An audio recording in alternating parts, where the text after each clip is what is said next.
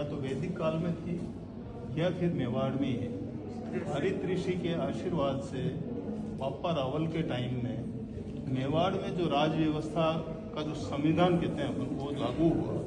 वो पहला तो ये था कि जो दृढ़ राखे धर्म पे तिहि राखे करता, ठीक है। अब उस पूरी शासन व्यवस्था में हम राजा और प्रजा एक परिवार की तरह कैसे रह सकते हैं और एक दूसरे के सहयोग से परोपकार और समृद्धि कैसे ला सकते हैं।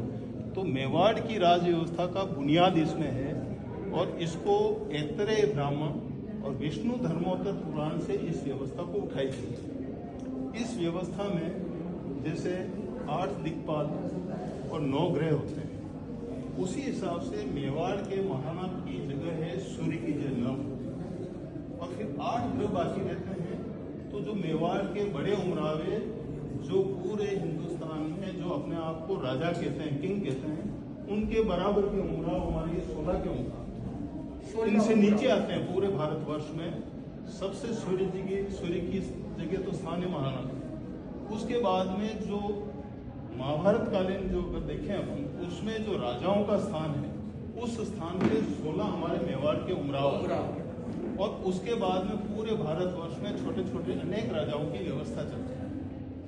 तो इस तरह से ब्रह्मांड की व्यवस्था है। तो यत ब्रह्मांडे तत्पिंडे तत्पिंडे यत ब्रह्मांड।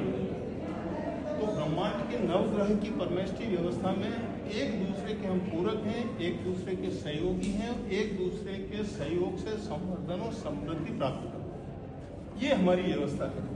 इसी वजह से मेवाड़ का 1400 साल तक अखंड राज्य चला है, जिसमें कोई इंटरप्शन नहीं है। कोई हमारे मेवाड़ के जो उमराव हैं, जागीरदार हैं, ठिकानेदार हैं, उनका कोई विद्रोह नहीं है। सब एक दूसरे के पूरक है। सब राष्ट्र रक्षा के लिए, समाज की रक्षा के लिए हर टाइम लड़ने को तैयार है। तो अब जब ये जो अभी संस्कृति जो चर्चा हो रही है, इसमें एक संस्कृति तो है अहिंसा परमो धर्म और दूसरी जो संस्कृति है दोनों का पालन करती है। एक क्षत्रिय संस्कृति जो दोनों का पालन करती है, अहिंसा का पालन भी करती है।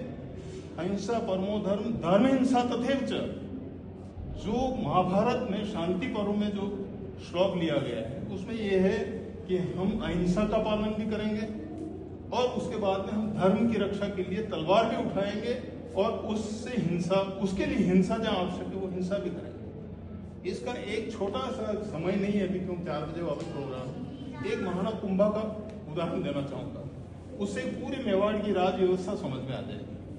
उसमें यह है कि महाना कुंभा के टाइम की समृद्धि को हम देखें। महाना कुंभा ने अपनी प्रजा से 1 रुपया भी टैक्स ले लिया उनके राजकाल में। उसके पीछे कारण क्या था उसको समझेंगे तो ये परमेष्ठी व्यवस्था अपने आप समझ में आ जाएगी और ये भी आ जाएगी कि अहिंसा परमो धर्म धर्म हिंसा तथैव, ये भी उसमें चरितार्थ हो जाता है। महाना कुंभा ने 50 युद्ध लड़े अपने और 50 में विजयी रहे। जब आक्रांताओं ने ज्यादा पब्लिक को परेशान करने का काम किया तो नागौर को उन्होंने जला भी दिया। मारा कूटा वो तो किया ही था, नागौर को जला दिया और मांडू के सुल्तान का जो मांडू है उसको भी जला के खत्म कर दिया। और प्रजा से टैक्स नहीं लेना का एक कारण यही था कि श्रेष्ठी वर्ग जो है उसका जो योगदान है समाज की समृद्धि में वो महत्वपूर्ण है। तो वो पूरा जैन दर्शन ही श्रेष्ठी वर्ग जितना भी है। तो महाना कुंभा के काल का आप चित्तौड़ पे कंस्ट्रक्शन देखेंगे तो महाना कुंभा एक तरफ तो विष्णु स्तंभ बनाते हैं जिसको हम विजय स्तंभ कहते हैं, उसपे 1008 विष्णु की प्रतिमा है। तो दूसरी तरफ श्रेष्ठी वर्ग जो है वहीं चित्तौड़ किले पे कीर्ति स्तंभ बनाते हैं और वहाँ जैन मंदिर की स्थापना करते हैं। इसी तरह से आप कुंभलगढ़ में भी वो देखेंगे और अचलगढ़ देवगढ़ में भी वापू पे भी यही देखेंगे। तो हमारी व्यवस्था इतनी है कि कुंभा ने इन सभी दर्शन को आत्मसात किया और कुंभा जैसा जो बहुआयामी व्यक्तित्व है ऐसा आज दिन तो कोई पैदा नहीं हुआ।